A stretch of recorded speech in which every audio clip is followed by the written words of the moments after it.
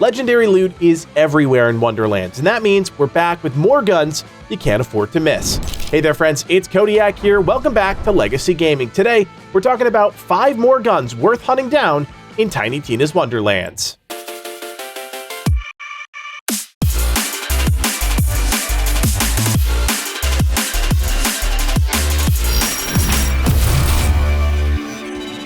First on our list is the apex of rushing rivers. I wanted to include something on this list that utilized dark magic, and of all the weapons I've run across, this one felt the most impactful during my gameplay.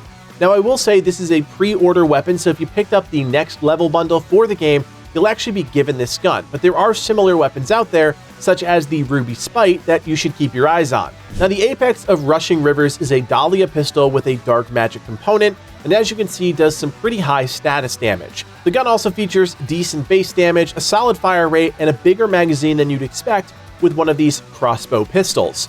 The red text reads, "Use as directed against heroes." My variation, which is a chaotic type, has minus 21% gun accuracy, plus 27% fire rate, and plus 15% melee damage. The weapon also has the same stacking effect as the Catatumbo from the other video, increasing the damage of each crossbolt by 3% for each bolt stuck in a target. Bolts from this weapon last 5 seconds. Now, although not listed, the gun also features 2 firing modes, a 2-shot burst and a 4-shot burst, and it's really the latter that impressed me. Keep in mind that dark magic damage is only 90% effective against all enemy armor types, but that hardly matters when you put this weapon into practice. If you're someone really trying to lean into dark magic status effects within the game, I could see this being a staple of your build. It's a solid weapon top to bottom, and that life leech status is incredible at sapping the life from your enemies and keeping you alive. I can't say it's something I relied on too heavily during my playthroughs, as I had other guns that were anchoring my builds, but if you're out there looking for a dark magic weapon to fit into your perfect setup, the apex of rushing rivers or even the Ruby Spite might be for you. As you'd imagine, there is no shortage of weird weapons in Tiny Tina's Wonderlands. Our next gun is the Automagic.EXE of the Captive Royal. This is a strange poison-based stoker weapon that really just leans into its weirdness, but who knows, maybe that's something you might like. The weapon doesn't have incredible base damage, but with some multi-shot, an okay fire rate, a decent magazine, and a unique twist to the weapon, it actually holds up okay. The red text reads, "Task managed." My variation had minus 48% gun damage, so that right there is something, plus 21% fire rate, and plus 15% melee damage. The gun also consumes 2 ammo per shot. Before we get into why this gun is so unique, I did want to say I picked this up from the loot cave at the end of a Chaos Chamber run, but you can also farm it from the Banshee, the end boss in the Weep Wild Dankness. Now, why is this gun so special? Well, for starters, it's kind of like an automatic shotgun that shoots out tiny pellets of poison ammunition. The tooltip just doesn't do it justice, and when you really unload a full clip into an enemy, they feel the effects. Is it the most powerful weapon out there? No, not by a long shot, but it gets the job done, and it's fun to shoot. The weapon also has an alternate fire mode, and this is where things get interesting. You actually get 1 tracker dart per magazine that you can shoot onto an enemy. Once that's in place, all the rounds that you shoot after the fact will track to the target.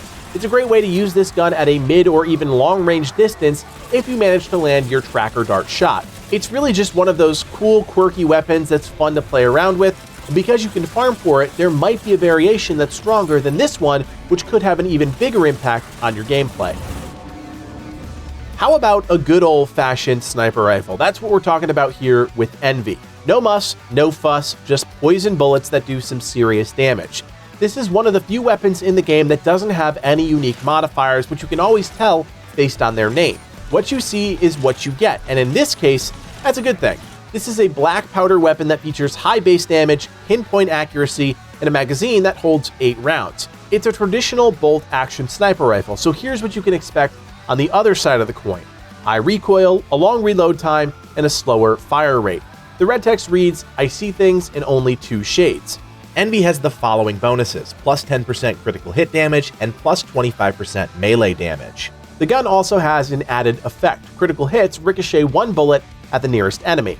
I picked up this gun from the sniper loot rabbit at the end of the Chaos Chamber, but I have to imagine that with a unique name like Envy, this is a farmable item, so if you know where it drops, leave a comment down below.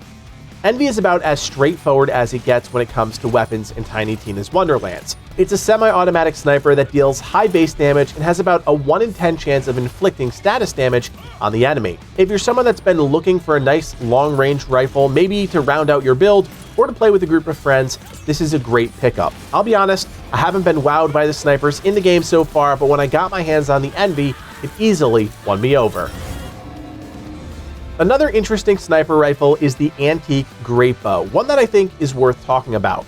This thing actually dropped during a Chaos Chamber run on the Obelisk level when I killed the Eros Wyvern, one of the unique bosses. At first glance, this thing looks like the best weapon in the game, hands down, boasting insanely high damage, a solid magazine, and ridiculous fire damage. But alas, it's all a bit too good to be true. The red text reads, "It'd be worth a hefty sum if it was never fired." Now this is important as you'll see the gun has a sell value of around 36,000 gold. The catch here is that as soon as you fire your first shot with the weapon, it becomes the used antique Greatbow. Don't get me wrong, this thing is still pretty decent, but it's far from the monster it was previously.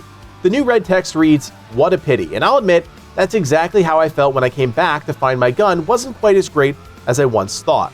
For bonuses, the gun has plus 21% critical hit damage, minus 24% gun damage, and plus 44% weapon ward capacity. As you can probably figure out, that means this gun has a shield that reflects bullets back at the attacker for a capacity close to 2,000.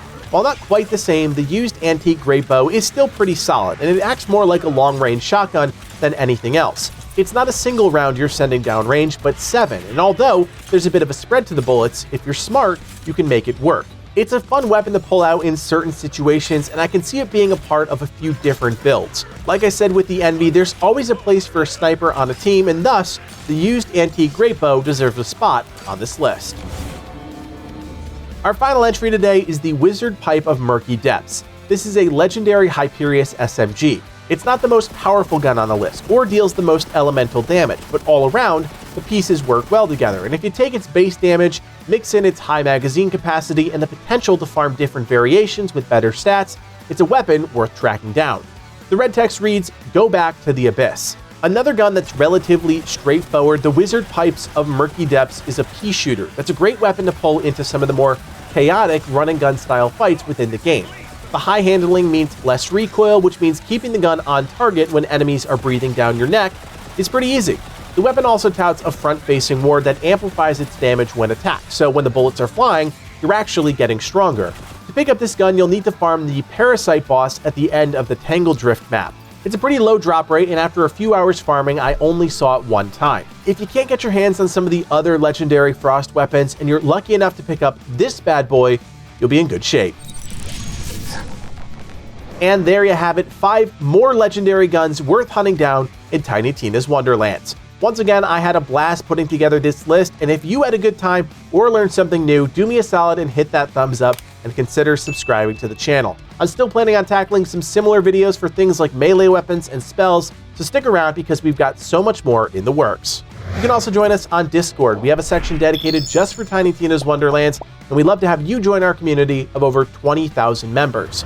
Finally, if you like what we're doing here on the channel and you want to support us even more, you can do so by becoming a member. For just a few bucks, you're helping Livid and I achieve our dreams of becoming full-time content creators. Check out the join button below to learn more. My name is Kodiak, and from everyone here at Legacy Gaming, thanks for watching, and play on.